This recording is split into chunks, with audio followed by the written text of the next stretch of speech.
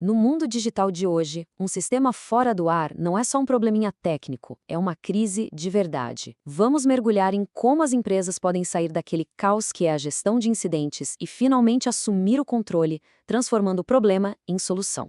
Olha, vamos pensar numa situação bem real. Imagina só, uma plataforma de e-commerce no meio da Black Friday. A cada minuto que essa plataforma fica offline, o prejuízo não só aumenta, ele simplesmente explode. E não é só a venda perdida ali na hora, é a confiança do cliente que, sabe, evapora junto. E aí o efeito é em cascata, né? É imediato. Clientes ficam frustrados, vão direto para o concorrente. Aquela credibilidade que levou anos para construir, pois é, ela pode desmoronar em questão de minutos. É uma perda que muitas vezes é gigantesca e até irrecuperável. Então, o que acontece quando o alarme dispara? Bom, a primeira reação, aquela que a gente chama de sala de guerra, é a mais comum. E, ironicamente, acaba sendo uma das mais ineficientes. A famosa War Room, a cela de guerra. A cena é clássica, uma equipe enorme de desenvolvedores, analistas, engenheiros, todo mundo é reunido às pressas, tirando essa galera toda das suas tarefas normais. A produtividade da empresa inteira vai lá para baixo e o custo de ter todas essas pessoas paradas, focadas num único problema, é, é gigante. E o que rola nessa sala? Geralmente, um processo meio desesperado, baseado em tentativa e erro. Como essa citação mostra bem, é cada um por si tentando adivinhar onde está o problema. É como dar um tiro no escuro, gastando um tempo preciosíssimo que a empresa simplesmente não tem. Agora, dá uma olhada nessa comparação. A diferença é gritante, né? De um lado, aquele caos da sala de guerra, estressante, caro e lento. Do outro, um processo estruturado, muito mais organizado, focado, rápido e envolvendo só quem realmente precisa estar ali. A grande questão é: como a gente consegue chegar nesse segundo cenário? A resposta para isso está numa mudança de estratégia. É sair da reação desesperada e partir para a precisão. E isso tem nome: Análise de Causa Raiz, ou RCA. O ponto-chave aqui é o seguinte: RCA não é sobre apagar o incêndio do sintoma, sabe?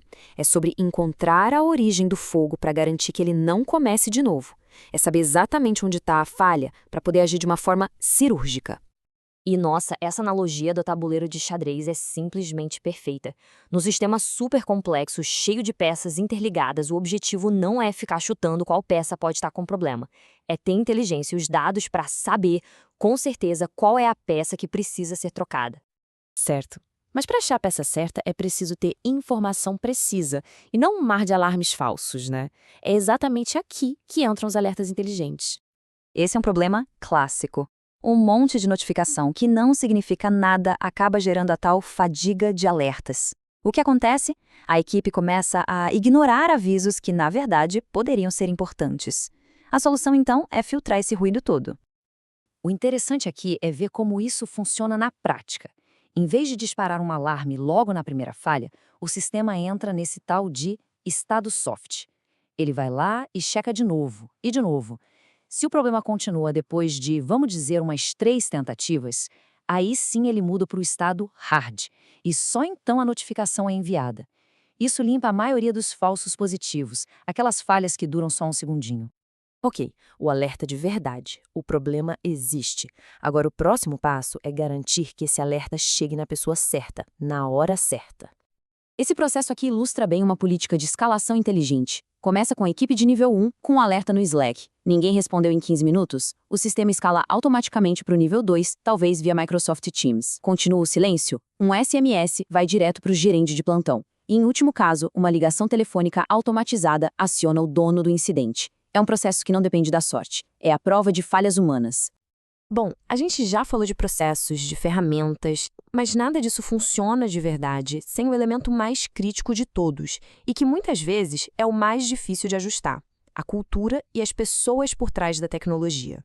Essa frase é um clássico e tem um motivo, né? Porque é a mais pura verdade. Dá para ter as melhores ferramentas de monitoramento, os processos mais bem desenhados do mundo. Se a cultura da organização não ajudar, se as pessoas não estiverem na mesma página, nada vai funcionar. E as barreiras culturais são quase sempre as mesmas. Os famosos silos, que impedem a comunicação entre as equipes. A falta de documentação, que transforma a busca por uma solução num verdadeiro jogo de adivinhação. E talvez o pior de tudo, Aquela cultura de culpa, de caça às bruxas, que faz com que as pessoas escondam os erros, em vez de aprender com eles. Sem quebrar esses muros, a colaboração se torna impossível. A solução para essas barreiras é uma mudança cultural profunda, que a gente chama de DevOps. Aquela ideia de eu desenvolvo, você opera e o negócio que se vire não funciona mais. O sentimento precisa ser outro, precisa ser o negócio é nosso. A responsabilidade pela estabilidade do serviço passa a ser de todo mundo. No final das contas, a pergunta que fica é esta. Sair do caos da sala de guerra não é só sobre adotar novas ferramentas, é muito mais. É uma mudança de mentalidade, de ser reativo para ser proativo. A equipe existe para ficar apagando incêndios ou para garantir que eles nem comecem? A resposta para essa pergunta define absolutamente tudo.